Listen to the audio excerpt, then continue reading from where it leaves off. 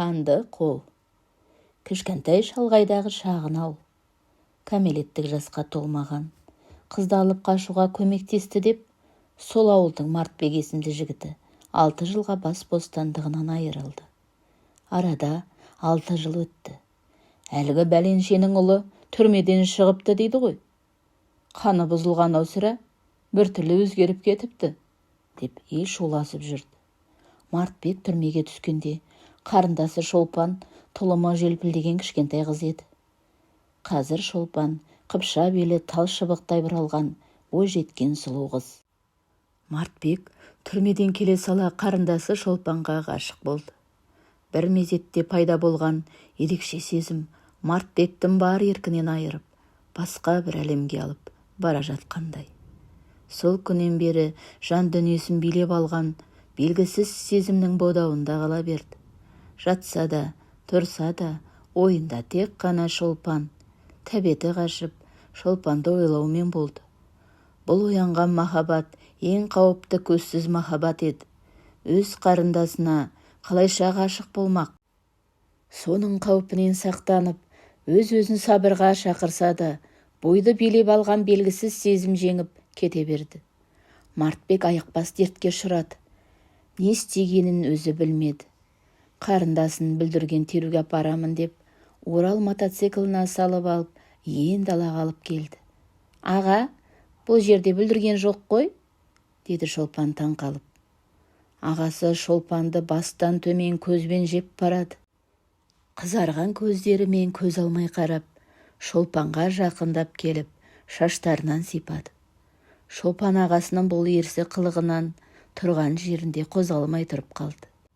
«Сен қыз менің есімнен адастырдың». Мартбек қарындасы Шолпанды өзіне тартып, еріндеріне сүліктей жабысты. Шолпан қатты шошып кетті. Бұлқынып ағасының қолынан сытыла шығып: «Аға, мұныңыз не? Не істеп жатырсыз?» Қарындасының шырылдағанына құлақ таспады. Бас салып жерге алып жығып, арын төкті. Содан бастап қарындасын өз әйеліндей көрді. Шолпан ботадай боздап, ағасының өзіне не істегенін бәрін жайып салды. Әке-шешесі Шолпанды түнде орталарына алып, аңдып жататын күйге түскен. Ішіп алған кезде бәрін боқтап борап, «Қатынымды қайда тығып қойдыңдар?» деп шу шығарады. Осылайша күн артынан күн өтіп, Шолпан ағасынан жүкті болды. Жүкті болған қызын алып, шешесі қалаға апарып босандырды. Туған баланы жетімдер үйіне өткізіп, ауылға қайта оралды. Шолпанның шермеген қарынының жоғын көріп, Мартбек одан сайын кектене ызаланып: «Менің баламды қайда апарып тастадыңдар?» деп жанжал шығарды. Қарындасына опасыздық жасағанын бүкіл ауыл болып білді. Бірақ оны ешкім жазаламады. Ауыл халқы жағаларын ұстап дүрлікті. Кейін бұл жағдайға үйренген ауыл халқы да қалыпты жағдайдай жүре берді. Мартбек ішіп алғанда ата-анасы қыздарын тыға бастайды. Әдеттегідей ішіп алған Мартбек Шолпанды іздеп, алдының бәрін жайпап келеді. Анадайдан айқаға басып: «Шолпан! Шолпан, қайдасың? Қатынымды қайда тығып қойдыңдар?» Шолпан әкесінің артына келіп тығылды. Қорқыныштан денесі қалтырап дірілдеп тұр. Жанарынан аққан жасты тыя алмай: «Әке, құтқаршы, әке!» Қызының аянышты күйі әкесінің жанына қатты батты. Бірі туған қызы болса, бірі туған ұлы. Қолынан келер шара жоқ.